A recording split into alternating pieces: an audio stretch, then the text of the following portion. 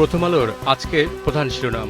দিল্লিতে উপদেষ্টাকে হেনস্থা, সম্পর্কে অস্বস্তি, প্রতিবাদ। দিল্লি বিমানবন্দরে ২.৫ ঘন্টা অপেক্ষায় রাখা হয় প্রধানমন্ত্রীর তথ্য উপদেষ্টাকে। পরে প্রবেশের অনুমতি পেলেও ঢাকায় ফেরেন তিনি।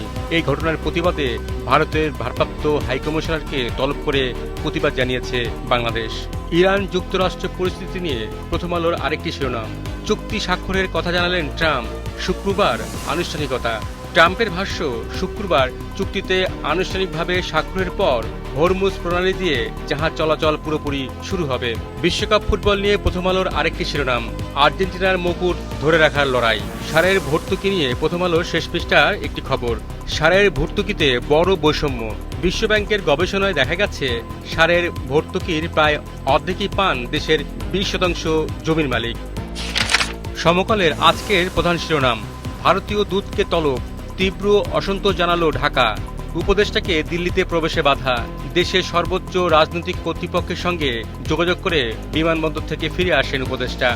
বিদ্যুতের বিল পরিশোধ নিয়ে সমকালের আরেকটি খবর। প্রিপেড মিটার রিচার্জ নিয়ে দুর্ভোগে 55 লাখ গ্রাহক। এক রিচার্জে 200 থেকে 300 ডিজিটের টোকেন। লক হয়ে যাচ্ছে মিটার, ঘন্টার পর ঘন্টা বিদ্যুৎহীন।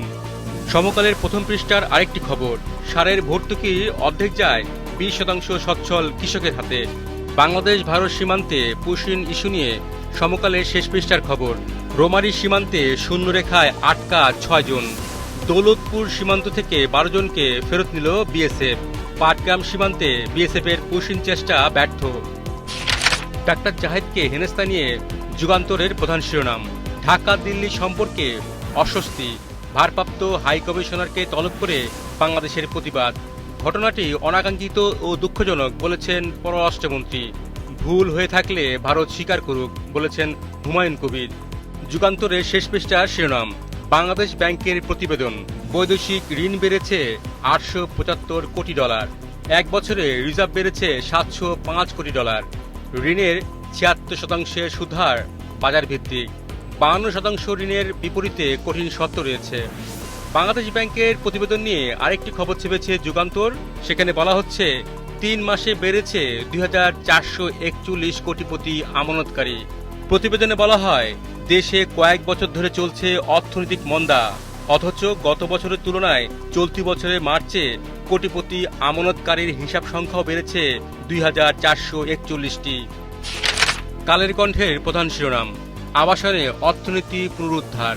এই প্রতিবেদনে অর্থনীতিতে আবাসন খাতের অবদান নিয়ে বিস্তারিত তথ্য উপস্থাপন করা হয়েছে।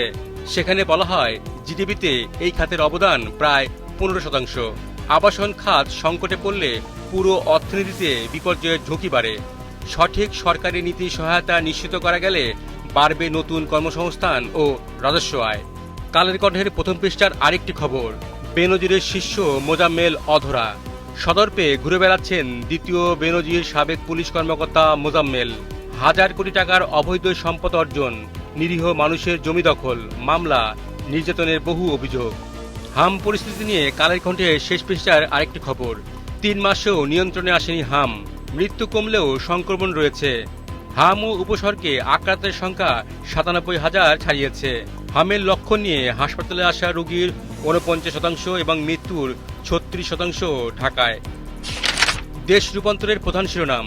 টাকা গেল, মশা রইল। ডেঙ্গুর বিপদ নিয়ে এই প্রতিবেদনে বলা হয়েছে, মশার পেটে হাজার কোটি টাকা। জলাবদ্ধতার সমাধান করলে ঢাকার 99% মশা কমবে, জানিয়েছেন কীটতত্ত্ববিদ অধ্যাপক ডক্টর কবিরুল বাশার। দেশ রূপান্তরের প্রথম পৃষ্ঠার আরেকটি খবর। বেনজিরকে ফেরানো কঠিন। দুবাই পুলিশের হাতে দুদেশের পাসপোর্ট। আগামী সপ্তাহে ঢাকা থেকে পুলিশের টিম যাবে। আরবিতে নথি তৈরি করছে দুদক। কূটনৈতিকভাবে এগোচ্ছে সরকার। বেনজিরের মামলা রাজনৈতিক নয়, প্রমাণ করতে হবে, অভিমত অপরাধ বিশেষজ্ঞদের। ওষুধের মান নিয়ে আজকের পত্রিকার প্রধান শিরোনাম। ফার্মেসিতেই মান হারাচ্ছে ওষুধ। 90% ওষুধ 15 থেকে 25 ডিগ্রি তাপমাত্রা রাখার কথা। বেশিরভাগ ফার্মেসিতেই এসি নেই, ফলে তাপমাত্রা ঠিক রাখা যায় না। তাপমাত্রার হেরফেরে নষ্ট হয় ওষুধের কার্যকারিতা। ওষুধ সেবনে সুফল পাচ্ছে না রোগীরা। আজকের পত্রিকার প্রথম পৃষ্ঠার আরেকটি খবর। ফসলের ক্ষেতেই কীটনাশকের প্রচারে নেমেছে কোম্পানি। প্রতিবেদনে বলা হচ্ছে, কৃষি জমিতে কীটনাশক ও রাসায়নিক সারের ব্যবহার নিয়ে যখন উদ্বেগ বাড়ছে, তখন তা কমানোর বদলে বাড়ানোর পক্ষে প্রচার চালানো হচ্ছে।